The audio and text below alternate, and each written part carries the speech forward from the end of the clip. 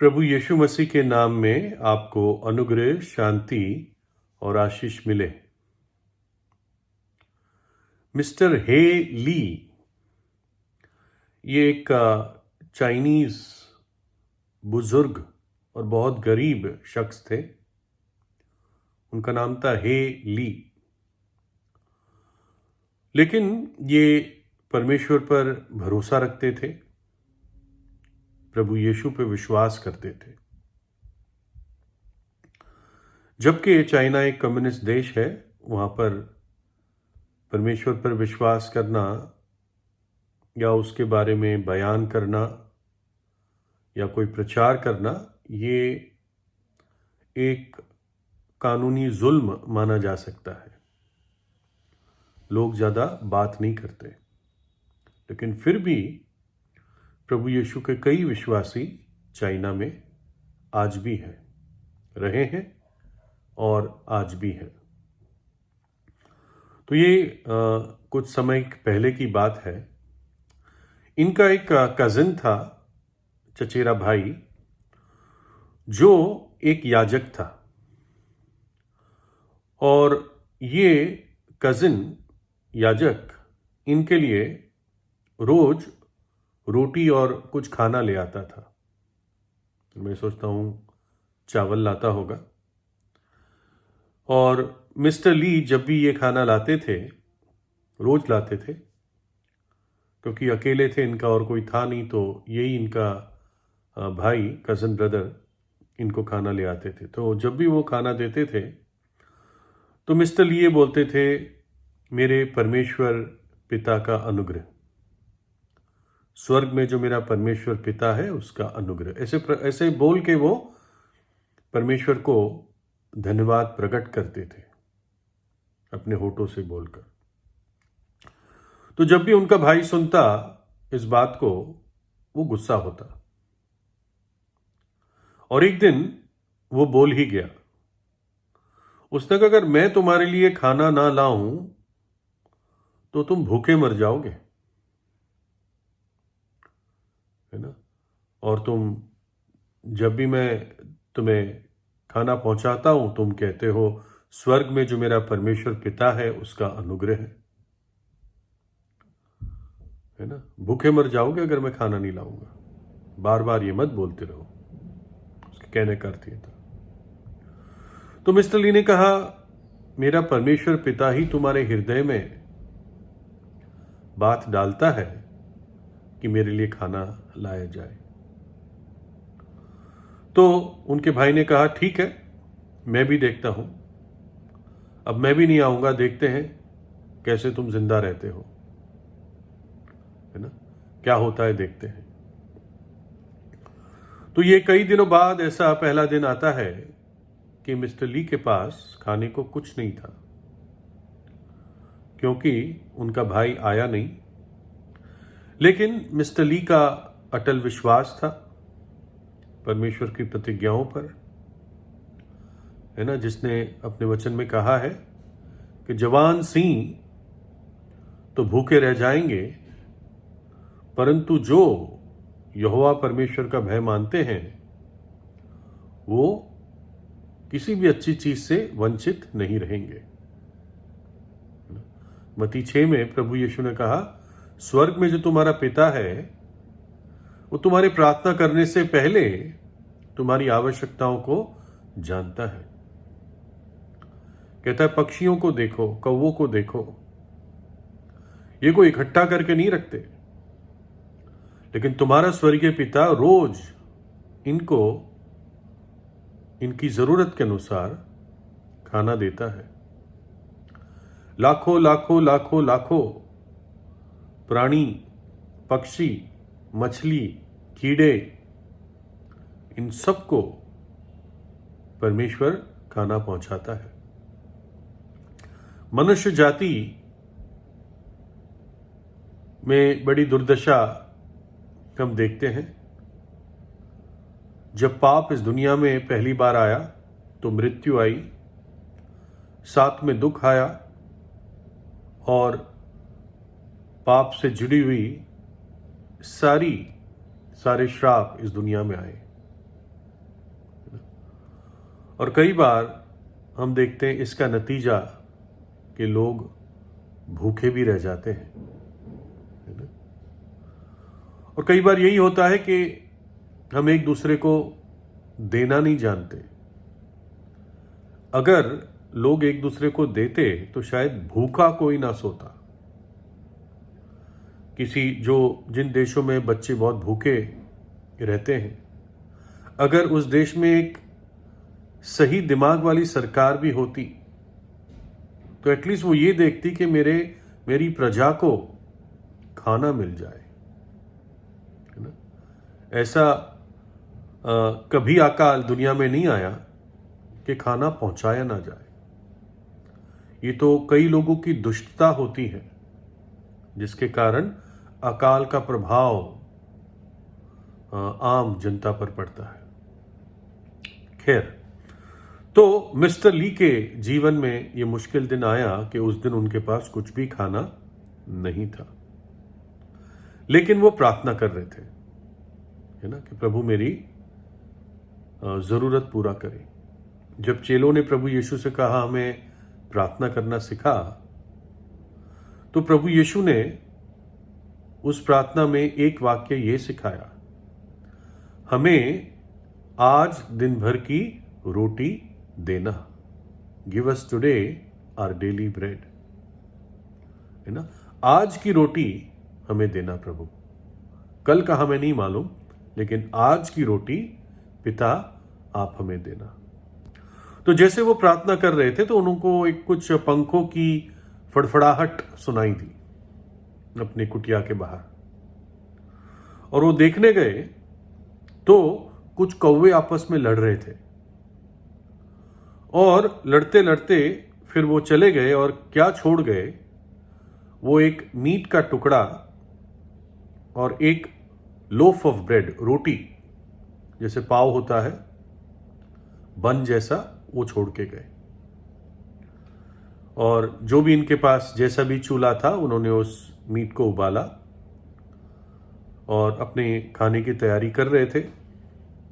और तब जो उनका भाई था जिससे रहा नहीं गया, वो पहुंचे वहां पे। उन्होंने कहा, क्या स्वर्ग में जो तेरा परमेश्वर पिता है कुछ खाना भेजा तुझे? और जब वो अंदर आया उसने देखा कि चूल्हे पे बर्तन रखा है, उसमें कुछ पक रहा है। उसने कहा, ये कैसे पहुंच गया तेरे पास खाना, कौन देने आया तुझे?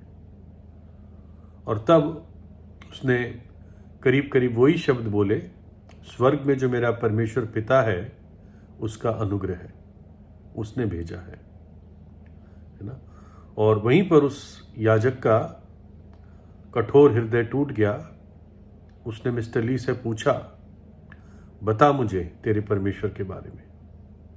और मिस्टर ली ने उसको सच्चे और जीवित परमेश्वर के बारे में बताया, जो मनुष्य जाति से प्रेम रखता है, जो मनुष्य जाति में रुचि रखता है, एक व्यक्ति की भी सुधि लेता है, इस हद तक कि वो मनुष्य का रूप धारण करके इस दुनिया में आया और मुझ और आप जैसे लोगों के लिए अपनी जान क्रूस पर दी कि हमारा अनंत काल सुरक्षित हो जाए।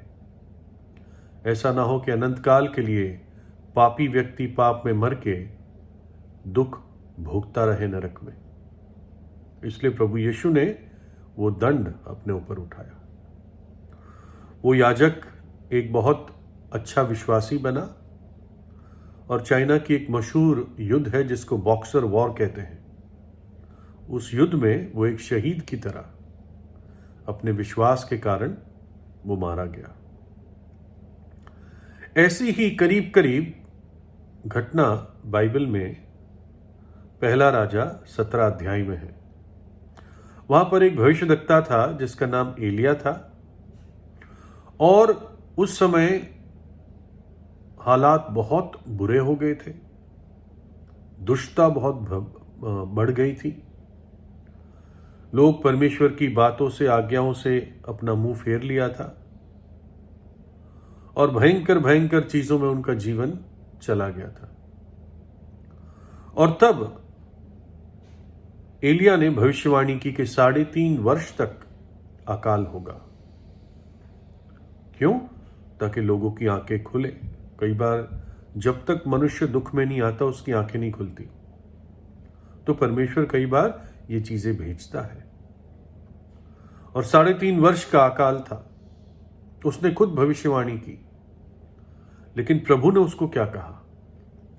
तब यहोवा परमेश्वर का यह वचन उसके पास, उसका नाम था एलिया, भविष्यद्वक्ता एलिया, उसके पास पहुंचा कि यहां से चलकर पूरब और मुख करके करित नाम नाले में जो यरदन के सामने है छिप जा। करित नाला था, वहां जाकर तू छुप जा, क्योंकि राजा बड़ा दुष्ट था, इसके पीछे भी पड़ा हुआ था। उसी नाले का पानी तू पिया कर, और मैंने कौवों को आज्ञा दी है कि वे तुझे वहां खिलाए। यहोवा परमेश्वर का यह वचन मानकर वह यरदन के सामने के करित नाम नाले में जाकर छिपा रहा। और सवेरे और सांझ को कौवे उसके पास रोटी और मांस लाया करते थे, और वह नाले का पानी पिया करता था। कुछ लोग कहते हैं उस राजा के रसोई से ही ये पका हुआ खाना कौवे लेकर आ जाते थे, छीन के आ जाते थे। तो परमेश्वर का हाथ छोटा नहीं है। अगर आपकी जरूरत है और आप उसके लिए प्रार्थना कर रहे हैं, आप उसके सामने हैं, तो आपकी जरूरत निश्चित रूप से वो पूरी करेगा, है ना?